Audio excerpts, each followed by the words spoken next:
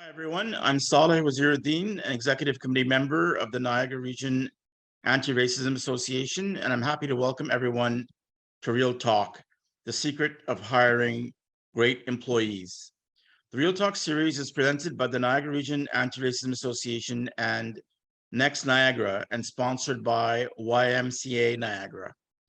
Next Niagara is a young professionals advisory council under the Greater Niagara Chamber of Commerce, GNCC, committed to representing and amplifying the voice of the next generation in Niagara by creating opportunities for community engagement and empowerment. Please go to https://gncc.ca/council/Next Niagara or at Next Niagara on social media to learn more. The Niagara Region Anti-Racism Association was founded in the summer of 2018 on the principle that anti-racism work should be BIPOC-led. We help individuals who are experiencing racism have campaigns on police reform, and we work on programs like this afternoon's or anti-racism workshops for hire. We're looking for help too. We're looking for volunteers with WordPress skills. So if you want to help us with that, please contact us at info@nrara.org, and our socials are at the NRARA. Before we begin, let's acknowledge that the land on which we gather is a traditional territory of the Anishinaabe, Haudenosaunee, and Hadiwandurung peoples. We recognize and deeply appreciate their historic and continuing connection to this place. We also recognize the contributions of Métis, Inuit, and other Indigenous peoples, both in shaping and strengthening this region in particular, and our province and country as a whole. Before handing it over to the Next Niagara moderator, Kristen Nilsson, to introduce herself and our panelists, I'd like to especially thank YMCA of Niagara for making this event possible through sponsorship. And over to you, Kristen. Thank you, Saleh. So as Saleh mentioned, my name is Kristen Nilsson. I'm currently the Vice Chair of Next Niagara and happy to be moderating this conversation. A bit about my professional background. I currently work in academic quality and post-secondary and have spent time in career coaching, working with students as well as mid-career professionals, those with international experience and domestic. And again, I'm really thrilled to be joined by our panelists today. I know we all agree that this conversation, we can have many more. So I hope you take a little bit from this hour and then, continue those conversations. So I'm thrilled to introduce our panelists. First, Deanna Dalia, General Manager of YMCA of Niagara Employment and Immigrant Services. A lifelong resident of Niagara, Deanna has worked in the field of employment services for over 30 years. She has had the pleasure of leading a team of 50 amazing individuals in their work as they help individuals become connected to their communities, seek and secure employment, and increase their financial independence. Deanna and her team also work with employers throughout Niagara, helping them to increase their workforce, fill hiring gaps, and upskill their employee base to advance their businesses. And again, another big thanks to Deanna and the YMCA of Niagara to sponsor this conversation in our Real Talk series, because we know they're extremely important to building a diverse and thriving community. Next, we have Emily Kovacs, who is the Executive Director and CEO of Niagara Folk Arts Multicultural Center. She's an advocate for newcomers and a champion for inclusion, earning her degree in social psychology from Brock University and having extensive experience with interagency collaboration, community development, and effective project management. Emily is trilingual, fluent in Hungarian, Romanian, and English. And prior to joining the Niagara Folk Arts Multicultural Center, Emily worked for the City of Toronto and supported 22 large-scale shelter infrastructure development projects from beginning to end. Finally, we have Marina Butler, who's president of Employment Professionals Canada. Marina has served as the president of this organization for over 30 years. Her team designs solutions and delivers fresh ideas that keep pace with new economies. Since its inception, EPC has served the needs of businesses throughout Niagara, across the country, and selected parts of the US, providing expertise in executive search, recruitment, talent acquisition, retention strategies, organizational design, HR, health and safety, along with training and development. So welcome everyone. Thank you so much for joining us. And we're going to jump right in. Again, I just want to preface that, there's a wealth of knowledge here, and this will really just be the tip of the iceberg. So please, if you have questions, share them in the chat. We will do our best to get to them. And then as Next Niagara, we will continue to identify what workshops and programming make sense down the road. So I hope to be able to continue these conversations. So first, and perhaps I will start with Deanna, and then we'll rotate through. But we know that hiring diverse and inclusive workplaces not only create healthier work environments, but also lead to more productivity and innovation. And so when we're talking about hiring diverse teams, it's also important to understand and apply intersectionality. So, knowing that people are bringing different parts of themselves to who they are and to the workplace. So how can employers ensure that their hiring practices are taking an intersectional approach in their recruitment and selection process? So whether that be inclusive language, minimum qualifications. Deanna, I'll pass it to you and we'll move through the panel. It's a great question. And to be honest, almost one that I'm not qualified to answer.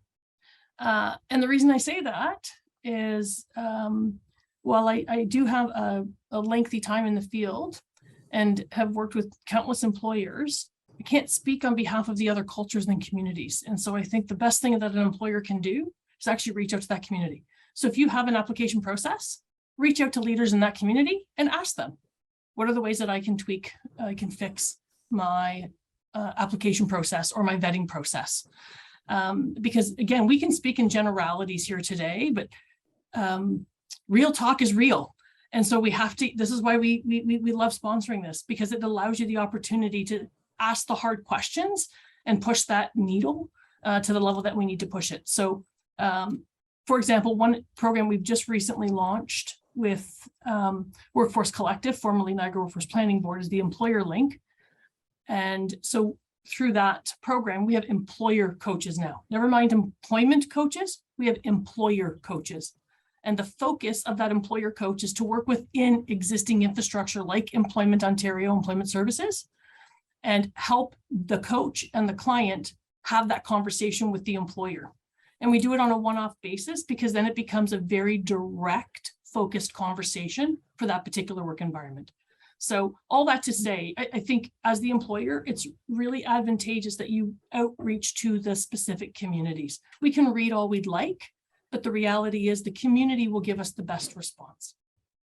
Amazing, thank you. And I know you preface with, not an answer, but I think that is really important to talk about, and the ownership that we don't know what we don't know, and to also speak for groups that we are not coming from can be more harmful than positive, even with the best intentions. So right. Much appreciated, Deanna.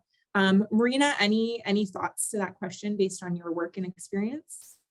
Yeah, Deanna really encapsulated it all, didn't she? Like, I think what I can add to it is that there's always been a notion of wanting to belong and being included in a company culture that's always existed. And historically, there really hasn't been a definition until just recently. And I believe that it really should be part of every company's mission to make it measurable and to have, DEIs part of a KPI system so that they can see how they're doing as they're progressing and really interconnect all of their employees and train them and encourage that creativity and the innovation that will come from the diverse backgrounds. I think that's very important. And if they have that coming from leadership and all the way through to their organizational structure, I think the acceptance and the barriers will dissipate and the acceptance will become more. But that's really what I can offer in terms of a suggestion right now. Amazing. Emily? Thanks very much, and a pleasure to be with you all, and a special thanks to all of my panel colleagues. Great to be with you.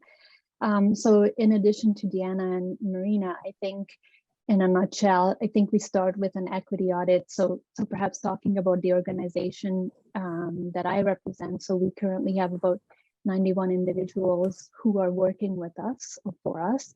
And the equity audit is for the organization to kind of look introspectively and say, what are the areas where we're doing good in terms of our EDI commitments and where there's not. So For instance, at Folkarts, out of the 91 staff, we have, majority of them, I think 90 of them were either born outside Canada or are immigrants who have been in Canada less than 15 years. One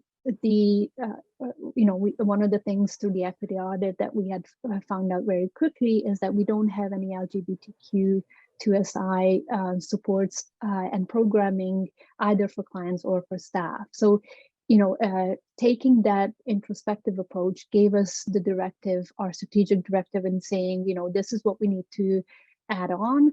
And in connection with our board and in connection with our partners, that led us to adding on a new programming that is piloted now, and looking at what is available in Niagara and looking at what opportunities are there to partner with other organizations like Out Niagara and all the wonderful organizations that are there. So I think that it starts inward. It starts with asking the experts in terms of how do we want to see ourselves be represented, and at the same time being very critical. And once you figured out your clear purpose, you identify, as Marina mentioned, metrics, and you say that this is what you're going to commit to, and then you measure it, and then repeat and rinse, right? So that's sort of the process. It starts with a real honest inward introspection and looking into this, and it's the same for any organization, whether you are a team of 2 or a team of 200. I think this starts with relating to people on a people-to-people basis, and I think that's the key to any kind of real commitment. And I just wanted to say I also represent the Ontario Coalition of Agencies Serving Immigrants. And there's wonderful resources through theirs and organizations like Sally's who can actually provide you with equity audits, and organizations can come in and do this for employers. So it doesn't become cumbersome and punitive, but it actually is collaborative and positive, and it's doable. Thank you. Awesome. Thank you, Emily. And thank you to the three of you. I think really one of the kind of themes, and if we say a takeaway, is a holistic approach. It can't just be, we're doing EDI and here are the things we're going to do. You have to do some of that self-reflection or organizational reflection, which can be uncomfortable, and you have to be ready to do that, but that's where meaningful programming. And I think the other thing you touched on is there are a lot of great organizations who can support you in that work and partner, and go to those groups who can best advocate for the folks that you're trying to either attract or ensure that you're supporting. So I think that's a really great starting point for people to start thinking about, of have we even done some of these things before jumping to, well, here's our solution, if maybe the solution doesn't fit the problem. And I'm seeing some nods, so appreciate my panel for doing so. Now, and maybe Emily, in your work with Folkarts, you can kick this next one off, continuing kind of on the scope of maybe working with candidates who do have an international background. But when we look at some of the immigration policies in Canada, it means that newcomers are going to be coming with job skills and work experience, but they may perhaps lack, work experience in a Canadian context, so to speak. So what would you say are some of the misconceptions that employers may have about newcomers that create a barrier for the job seeker to even, secure that employment? Okay, absolutely. And, I'm sure my colleagues will be able to add more misconceptions to them. I think first and foremost, one of the things that is now legislatively protected is the, this so-called Canadian work experience myth. The idea that just because you were born outside of Canada and you don't have Canadian work experience, somehow that disqualifies you from speaking to the expertise that you bring with yourself, whether you're an engineer, whether you are a migrant worker or anybody who has any kind of essential skill. And I also just want to say, you know, we need to stay away from high skills and low skills. That's stigmatizing. We just want to say that all skills are essential skills, and everyone brings something valuable to the table.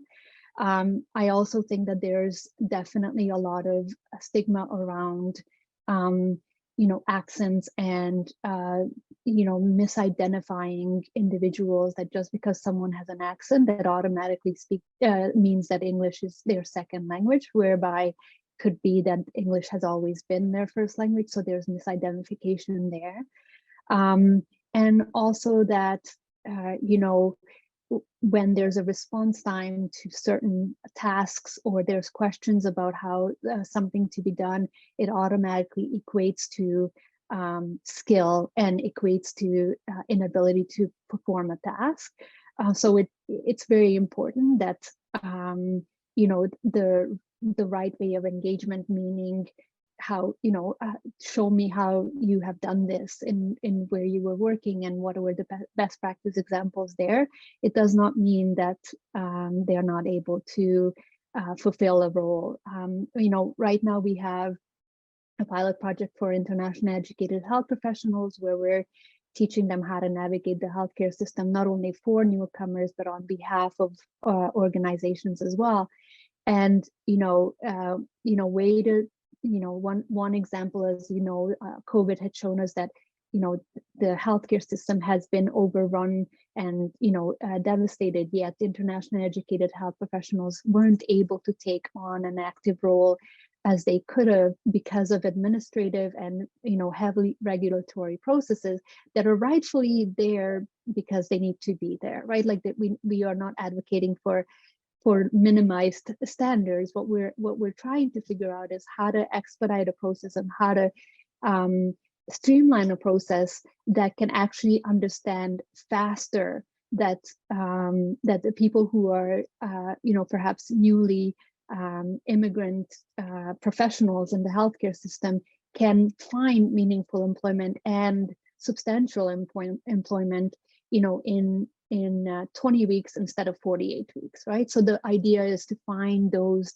incremental understandings of mutual interest and mutual commonality rather than what separates the individual. So I'll stop there and I'll let my colleagues add.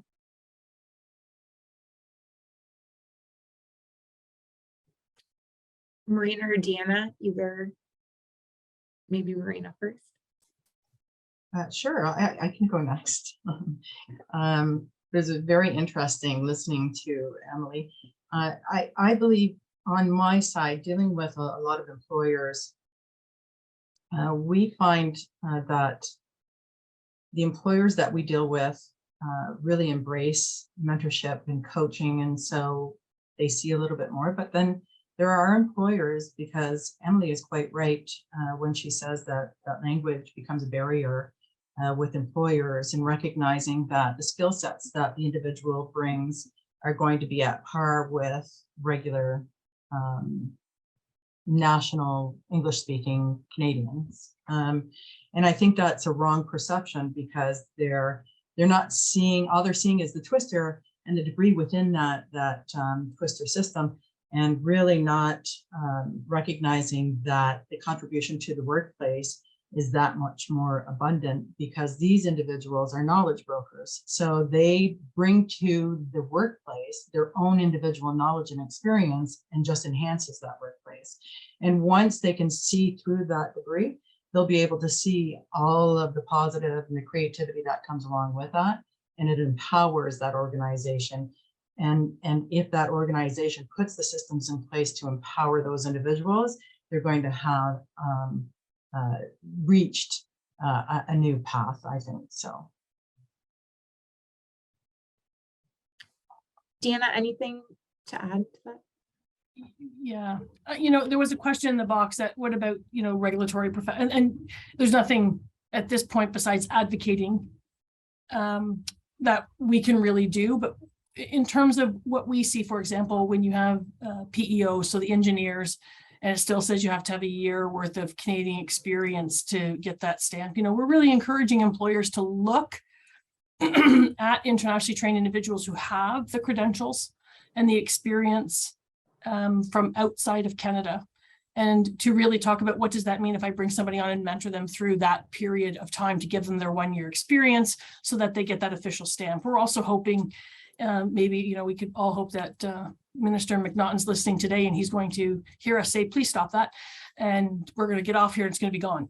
But that's not how politics or this works. And we all know that. So, but as an employer, it is really important that we look at where our vacancies are. And I think the catalyst to breaking down a barrier is understanding what is your barrier as that employer. Newcomer or not, what is my vacancy and what is it I need in order to fill that vacancy? And by what, I mean the skills, not the who.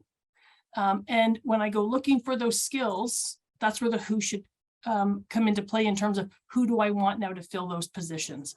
And we have to take away the fact that the skill might have come from somewhere else, especially in a newcomer's position. And so, you know, one of the things that we really work hard here at the Y, along with, you know, Emily's no different. I can speak on Emily from what Emily does with the JSW program, the job search workshop program through IRCC is very similar.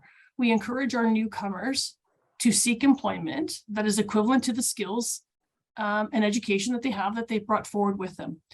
One of our greatest barriers as employers, I'm an employer as well. I can't pretend I'm not an employer. I also hire as the Y of Niagara. And I think one of our greatest barriers as employers, and then in terms of the job seeker, the newcomer, we really do our best to get the client, the job seeker, to understand they themselves are also feeding a little bit of that barrier. And here's why. When they sit in front of the employer and they're in an interview, every single one, and they laugh when we do a workshop on this, they'll all giggle because they'll go, oh my gosh, I've done that. And the employer will say, tell me about your experience. And the first thing they say is, well, back in my country or back home. And we try to break them of that habit because we want them to get the employer out of that mindset. And so as the employers who are listening today, I encourage you to, when you're doing the interview process and you're speaking with a newcomer, should a newcomer say, you know, back home, kind of ignore the first sentence and really focus on what they're saying in terms of their skill set. Because our brains can sometimes not put the two together because we picture something different when in fact a bank is a bank is a bank in many respects. And you know, as soon as we can start dealing with those things, I think those barriers really do start to go away. And the other thing I think is really important to break down a barrier with a newcomer when you're looking at hiring newcomers is truly understanding, or at least asking to understand, workplace culture.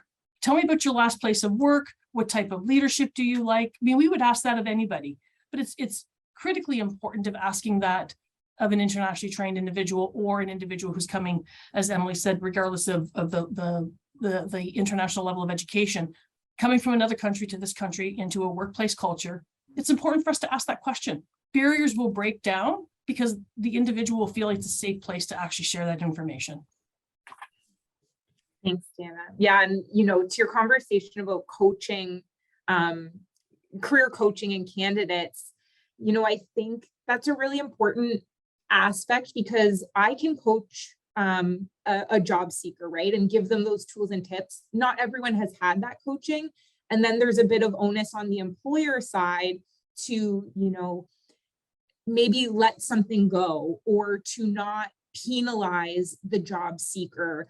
And that can be, you know, that's for every type of job seeker, you know, the person who's going out on their first interview, the person who hasn't interviewed in 15 years, you know, someone who's been out of the workplace.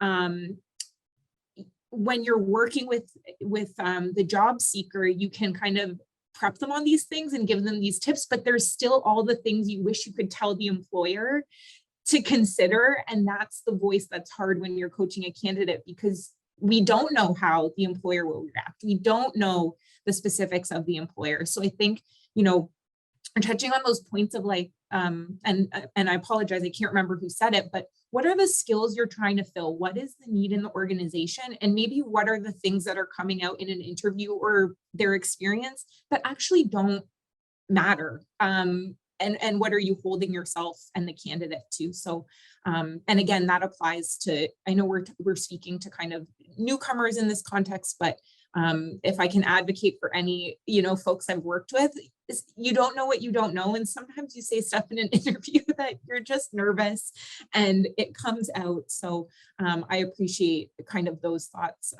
as well on that. So thank you. Thank you, everyone. Yeah, Emily, go ahead. Jump in. I just wanted to say, there's some other notable trends that we have seen with employers, through our relationship with them. And some of the misconceptions are revolving around the idea that newcomers can be paid less than others because they're still learning about working in Canada and need training.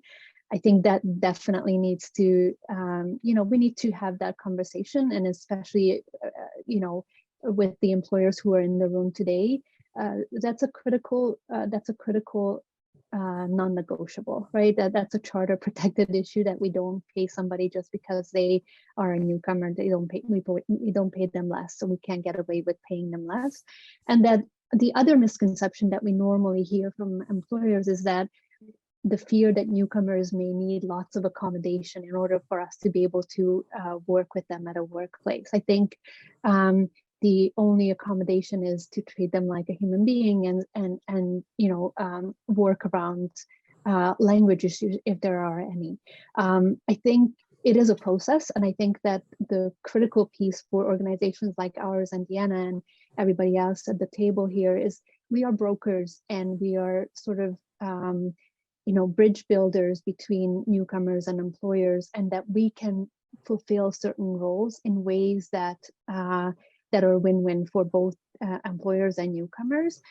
So I encourage you to continue to work with folks like us, because we that's our job. That's what we are passionate about doing, and that's what we want to do, and that's why it's really important for us to have these kind of collaborative conversations and reach out to us if you have ideas about, particular agencies that particular skill sets that you're looking for. We have job developers and skill sets. My organization has access to about 4,500 unique individuals, right? Within that skill set, we have a robust intake system. We can kind of tell you how many blah blah we have, how many welders do we have, how many we can have that information with you as an employer. And I think we are more than happy to be that agent of change, to be able to facilitate any kind of possible conflict that you might have with the newcomer as well. Thank you. Yeah, if I can interject too, I just think it's very important to make everybody aware that they shouldn't be afraid of the employers here, because there are a lot of great employers out there that embrace newcomers and that really want to facilitate and help and coach and mentor and bring them in and embrace them and have a wonderful environment for them. So I feel like that should be mentioned, because we're talking a lot about possibilities that may be on the negative connotation, but there's a lot of positive out there. So thanks. Thanks, Marina.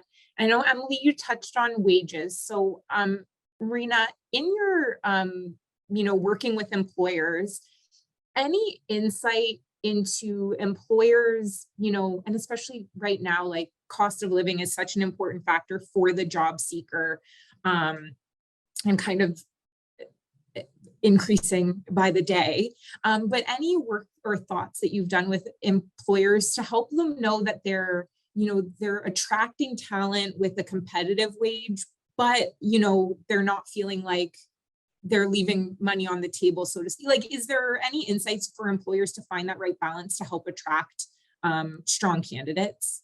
Yeah, so the pattern that we're seeing right now with employers currently is that they are trying to incentivize.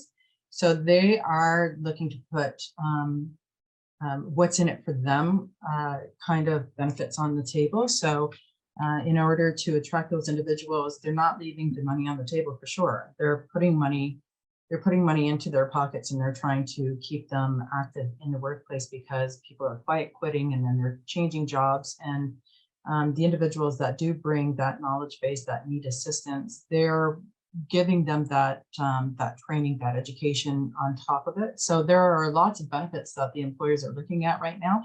And oddly enough, I had a roundtable with some employers last week, and one of the issues that they were having was how do they address the inflation, the cost of inflation, the cost of living, and the indexes that are really high at this point.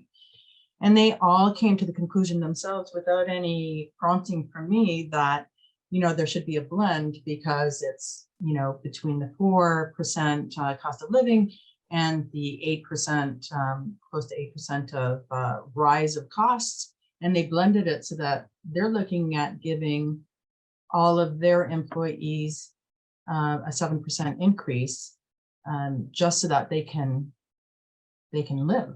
And I think that's a positive step in keeping and attracting employees and making sure that they're going to be treated fairly in this economic winter that's coming our way. So I think there's some positive steps that are moving forward.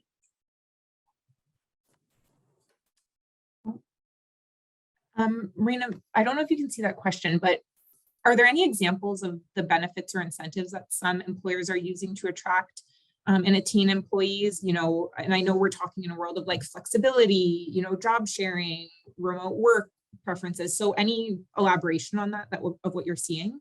Yeah, sure. So in manufacturing, obviously, if they're in manufacturing, there is no work-life balance in terms of working remotely. That's an impossibility. But the other sectors in industry, we are seeing that there is a work-life balance, and most people are demanding that. So we're seeing that the influx is, I'll work for you, but I'll work for you 3 days in your office, 2 days at my house. And then that gives me the flexibility to be able to do things around my house and to tend to my family as well, and gives me that opportunity to catch up very quickly. So we're seeing a lot of that. We're also seeing bonus incentives in terms of keeping the caliber of individuals that they have now, and really encouraging the team leaders to embrace every member of that organization, to keep them and raise the bar. So there is wage increases, there are extenuating benefits for health, and there are bonus incentive plans that are being created throughout the year, so that if the company is profitable, they'll share those benefits with those employees. That's really some of the things that we're seeing, other than the educational drive. And one thing that we are seeing that is a notable trend that I was going to discuss at a later question, but I'm going to bring it right now. So one thing that we are seeing with our clients is that they're building a team of trust. And what that means is that this allows the removal of one person decision-making and making it more of an entrepreneurial atmosphere within the organization, to empower every individual from the floor all the way up to the C-suite, and give them the opportunity and the power to say what needs to be done in this organization, and what skill sets need to be brought in, and what that product is going to look like going out, and what the clients are going to be like for that organization. And so now it's become a very big holistical organization, as opposed to the old traditional charting of the hierarchy. So that's very interesting, and that's going to be really engaging the workforce and keeping them enticed. And I think, empowering your workforce, like it's nice to feel that you're a valued part of the team, and it's not completely top down. And I think there's a piece of that to professional development as you get more responsibility and feel that you can make decisions for yourself, because hopefully if you've been hired, there's a trust that you know how to do your job and you too are an expert. So it's really lovely to hear that, you know, whether it's out of necessity because employers need to create a dynamic that people want to stay in, you know, an interesting byproduct that I think is positive for, you know, employers because, or sorry, employees, because you stay where you feel supported. And while we're talking about kind of attraction, retention is a big piece of that, because trying to recruit costs a lot of money. And if you have to continually recruit, you know, that's not the ideal thing. But Emily, I see you've unmuted, so please jump in. Yeah. So again, I think COVID has shown us what is possible, right? I think we all know what we were able to do, and as an organization that is committed to anti-racism and anti-oppression, we had made a commitment to make sure that all of those opportunities for flexibility that we had offered under COVID remain and maintain supported post-COVID as well.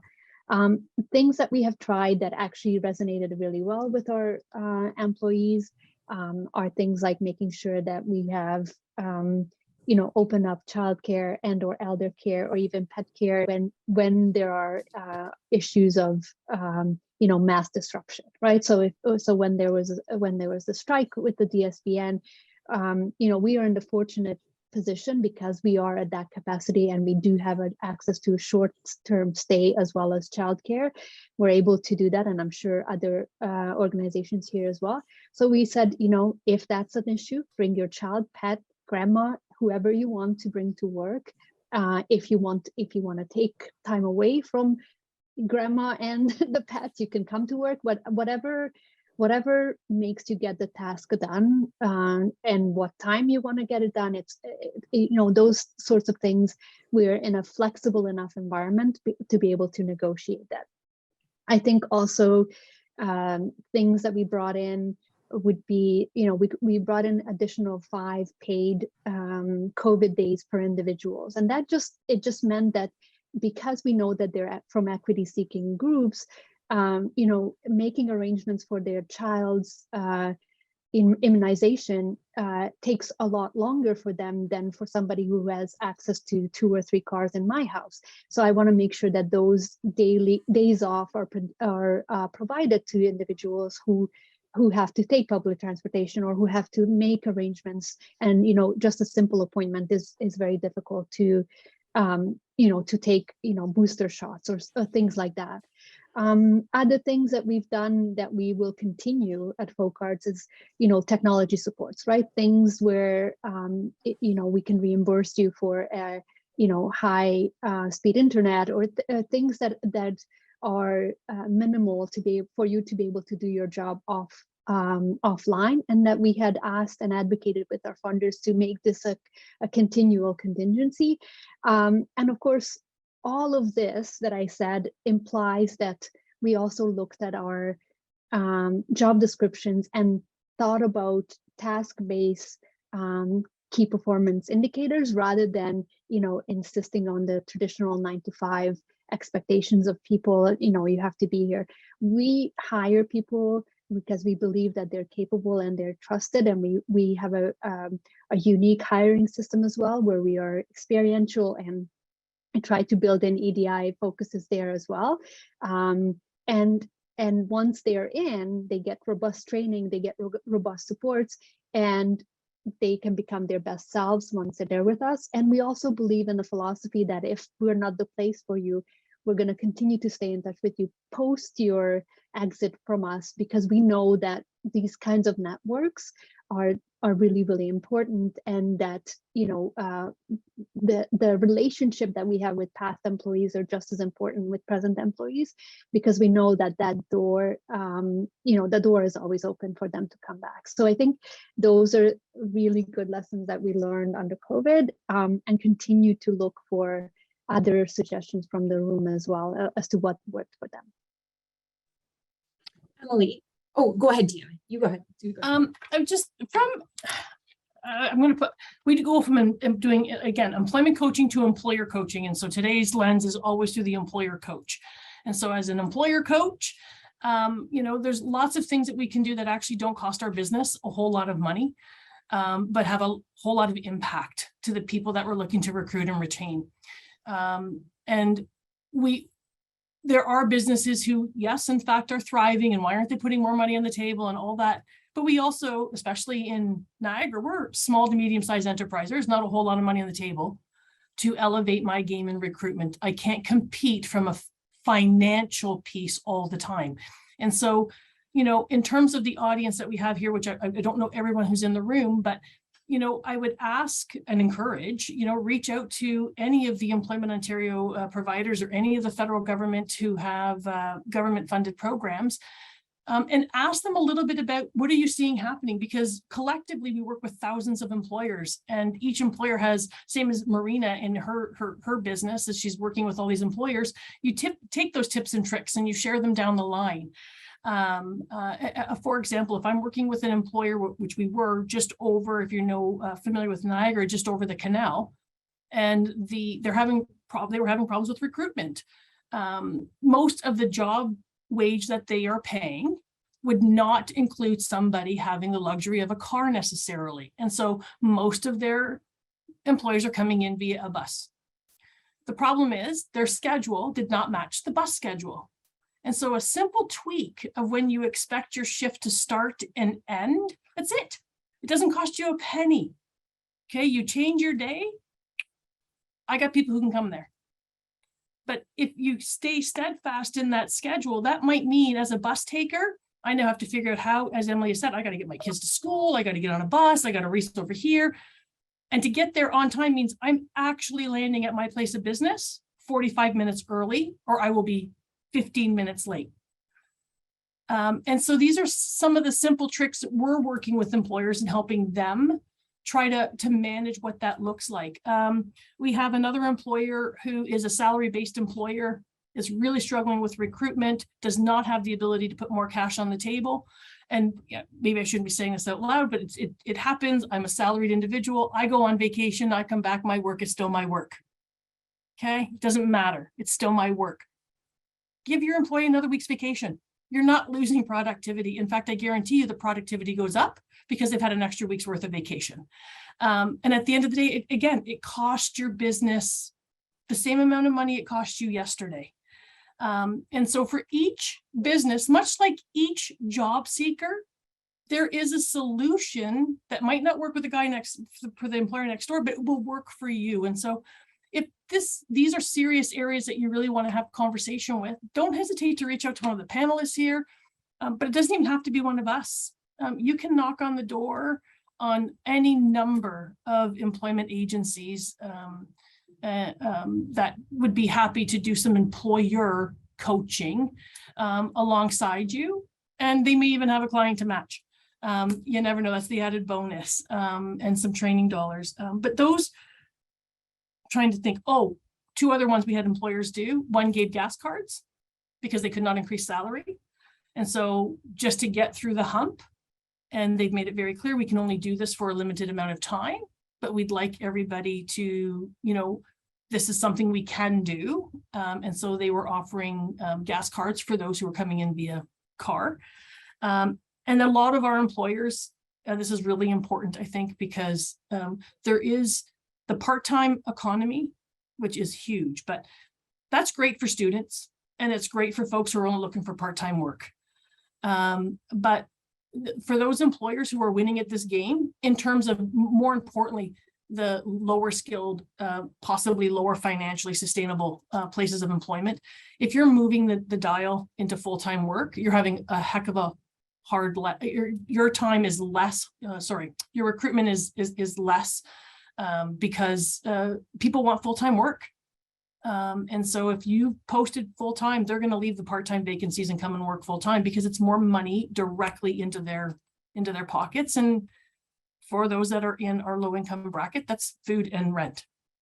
And so they need that. So they're going to go. So if you can figure out how to go full-time versus all these part-time, it will make a world of difference in your recruitment strategy for those that are struggling. So thank you.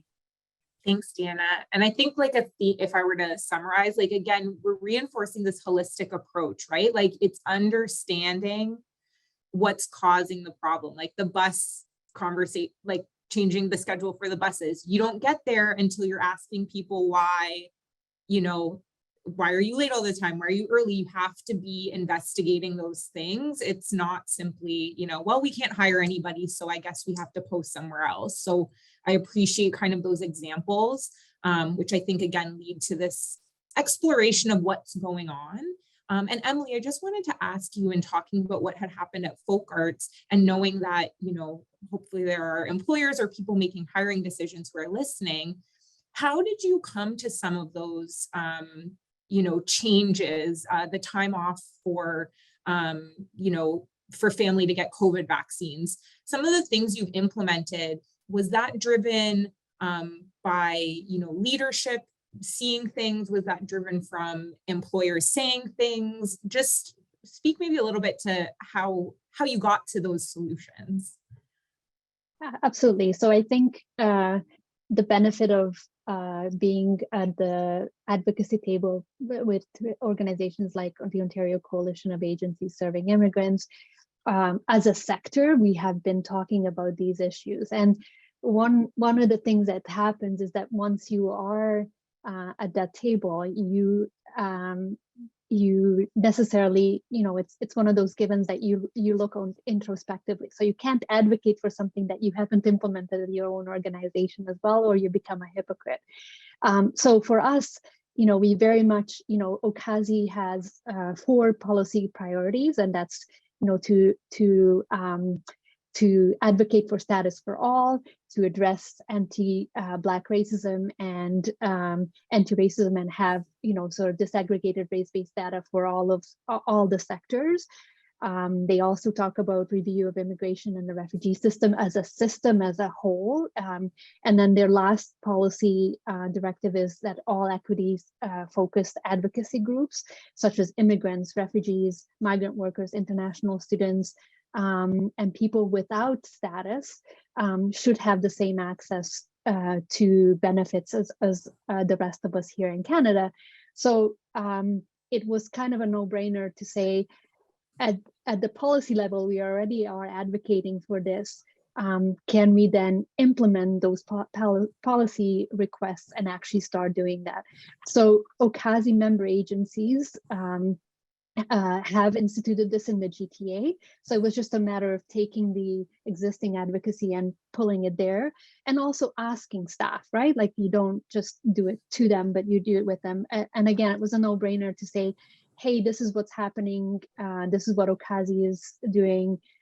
Will this resonate? Will this be actually doable in Niagara? There are some regional differences between, like, there are some urban-rural divides that might not be easily accommodated. For instance, the issue of transportation, I think that until and unless we have the integrated transit system properly implemented in Niagara, this will continue to be an equity wedge for people who are from equity-seeking communities. So I think if I wanted to be, looking into a crystal ball for Niagara, and if I was an employer and I could only have $2, and the $2, has to go between childcare and transportation, I would go with transportation until we have that, because it continues to be the biggest issue, right? The biggest issue that, someone from Fort Erie who's coming from the Fort Erie Multicultural Center, it might take them 3 hours back and forth to come and get an employment in St. Catherine. So if you could offer them gas vouchers or some sort of access, that would be something that's critical.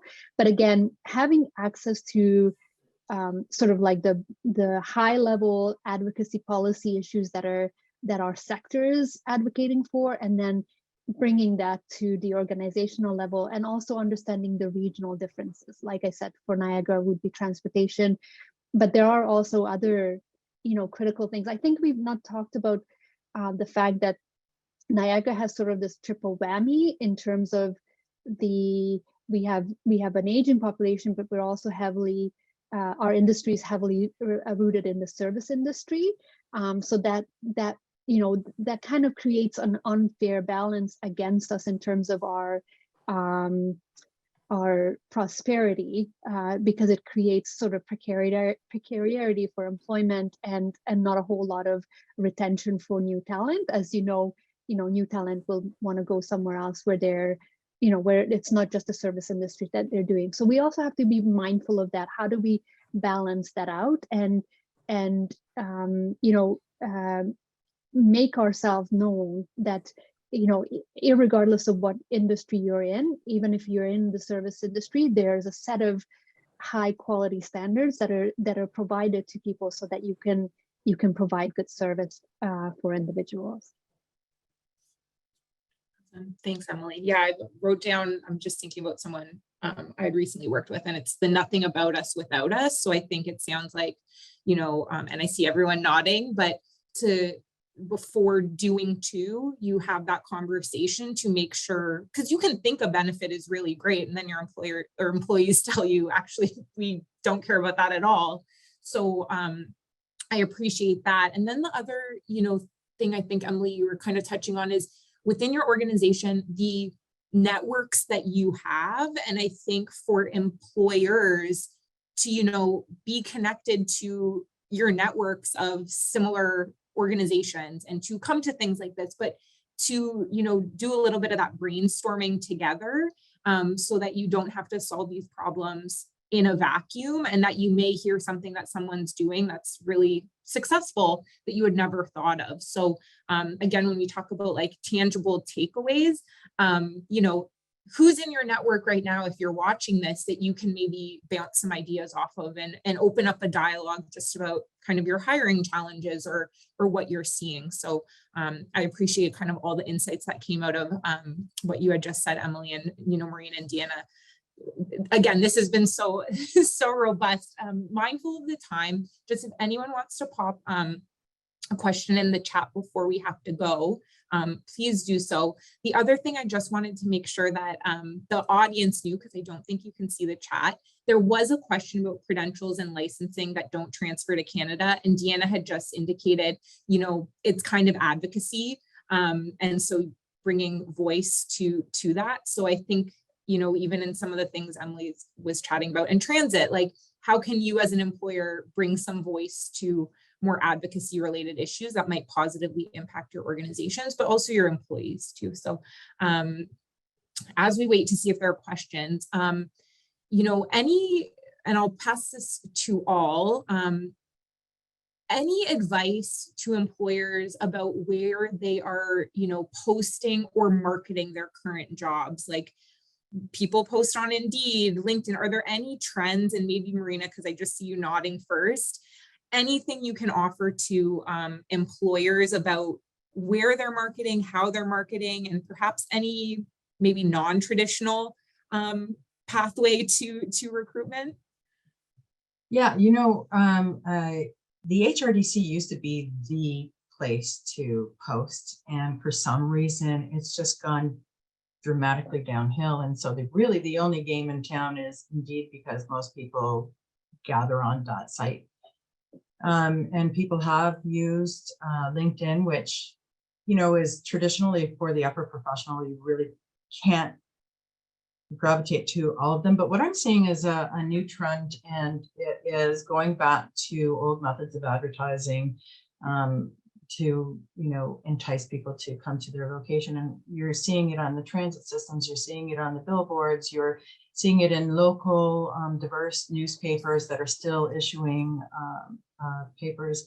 But unfortunately, what we're also seeing now, not unfortunately, I mean, if you know how to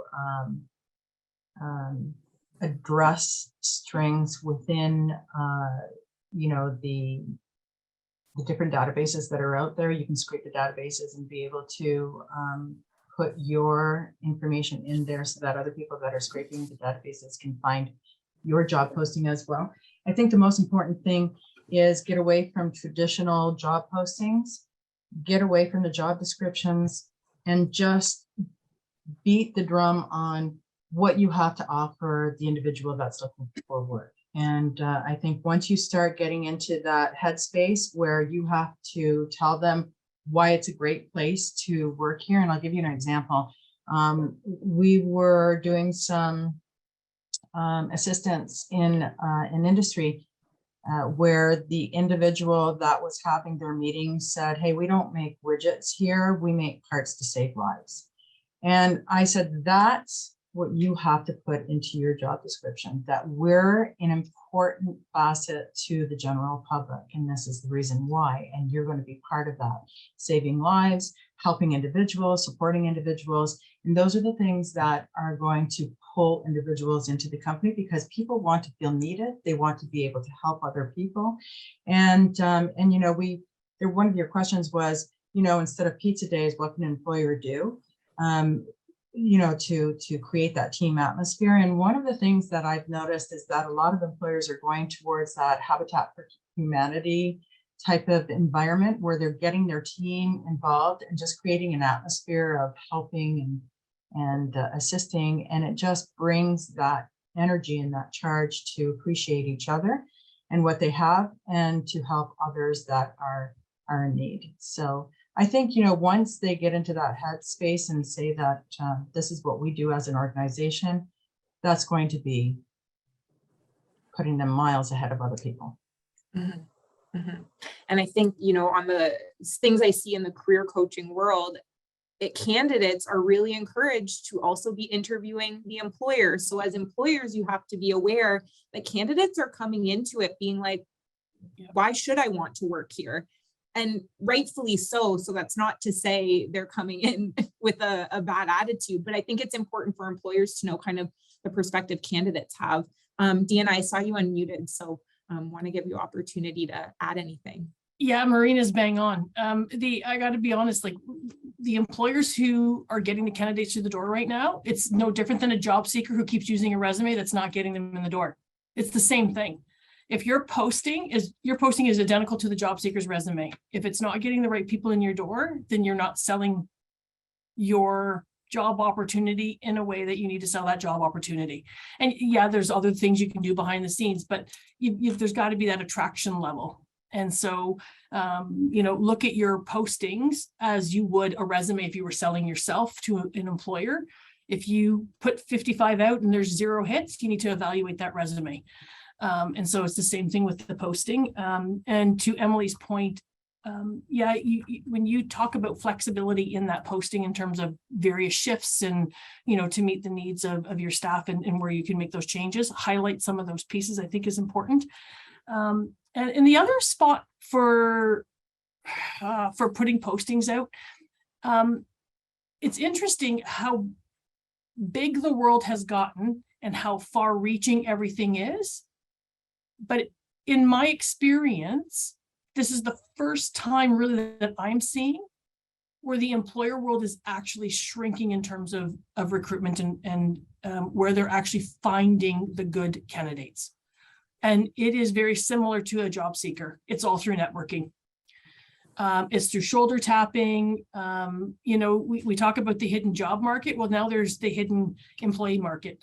And it really is coming to fruition in today's world, because it's right now our market's driven by the job seeker. And so I would really encourage, you know, folks to make those connections where possible. And again, we can throw that back out through GNCC and REALTalk in Next Niagara in terms of not just our organizations, but ultimately where you could literally just click on in the internet and you can see all the federally funded organizations, the skill development fund programs that are out there, Employment Ontario, Employment Services funds that are out there. The government is funding employer and employee development in a very big way to help us get on the other side of COVID. They're not ignorant to the fact that there's a major labor market shortage. It cannot just be solved by immigration alone. There's a whole series of the pot is brewing. And so if you get access to the links, I really encourage you to go on them, research the agencies that are closest to you, reach out to them, and see where that service can support you.